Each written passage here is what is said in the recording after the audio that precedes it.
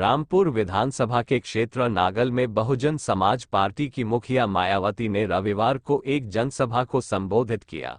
उन्होंने इस दौरान सहारनपुर लोकसभा प्रत्याशी माजिद अली और कैराना लोकसभा प्रत्याशी श्रीपाल राणा के पक्ष में वोट मांगा।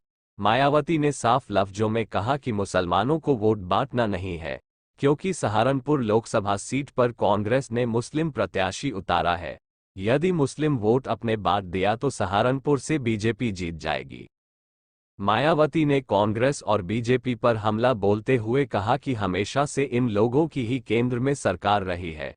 कभी भी इन्होंने गरीब, दलित, आदिवासी, किसान, मजदूर के लिए कोई ठोस योजना नहीं बनाई है। मायावती ने कहा कि केंद्र सरकार गरीबों को राशन देने का धोल पीटी है। दलितों को, मजदूरों को, किसानों को इस प्रलोभन में नहीं आना है और बीजेपी को हर हाल में हराना है।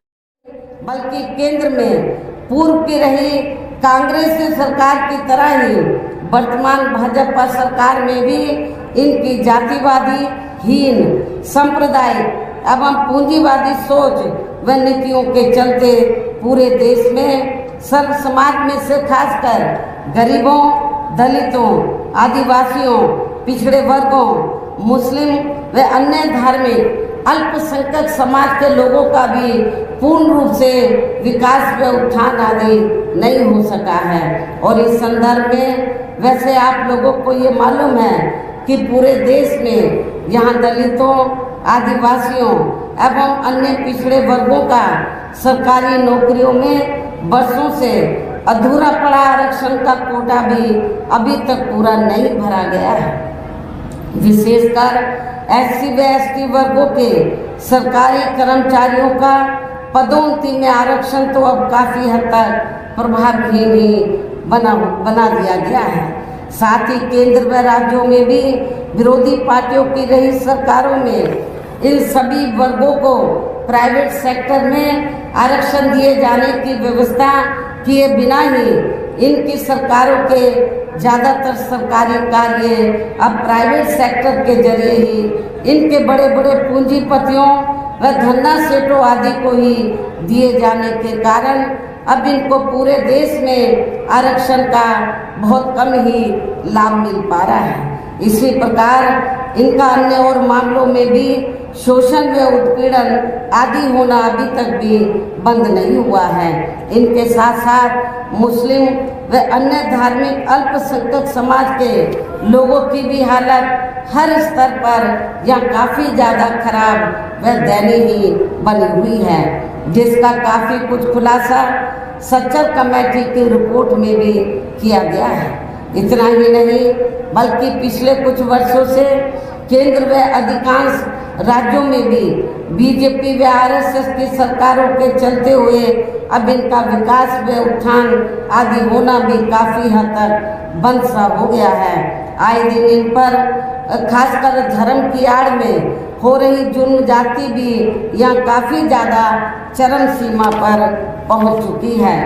इनके साथ साथ अपर कास्ट समाज में से विशेषकर गरीब लोगों की भी हालत हमें कोई खास अच्छी नज़र नहीं आती है। इनकी गलत कृषि नीतियों के कारण किसान वर्ग भी आए दिन आंदोलित ही रहता है। साथ ही इनकी गलत आर्थिक नीतियों की वजह से देश की अर्थव्यवस्था पर भी इसका काफ़ी बुरा प्रभाव पड़ रहा है। देवबंद में कांग्रेस कार्यालय में गठबंधन कार्यकर्ताओं की मीटिंग का आयोजन किया गया, जिसमें सपा, कांग्रेस और आम आदमी पार्टी के सैकड़ों कार्यकर्ताओं ने भाग लिया। मीटिंग में कांग्रेस नेता नौमान मसूद ने संबोधित करते हुए कहा कि सभी कार्यकर्ता जी जान से चुनाव में जुटे और गठबंधन प्रत्याशी इमरान मसूद की जीत सुनिश्चित करने के दिन रात मेहनत करें। इस दौरान बड़ी संख्या में मोहल्ला बेरियान के लोगों ने गठबंधन प्रत्याशी के पक्ष में अपना समर्थन दिया। ये काम करने का कानूनी तौर पर हमें मौका ही नहीं मिला, बल्कि वो मैं भी गलत किया गया। 2009 में मुजफ्फरनगर का हिस्सा थी, चौधरी मरहूम मुनव्वर हसन बने थे और सहारनपुर से रशीद साहब बने थे। तो यहाँ से कभी चुनाव लड़ने का, फिर 2014 में इमरान लड़े, नहीं जीत पाए, 19 में लड़े, नहीं जीत पाए, फिर आपके बीच में। बहरहाल जब से चुनाव लड़ रहे हैं और हार जीत तो अल्लाह के अख्तियार है, लेकिन आप जीत सकेंगे नहीं। ये चुनाव अपने आप में अलग है, ये ना किसी के जीतने का ना हारने का है।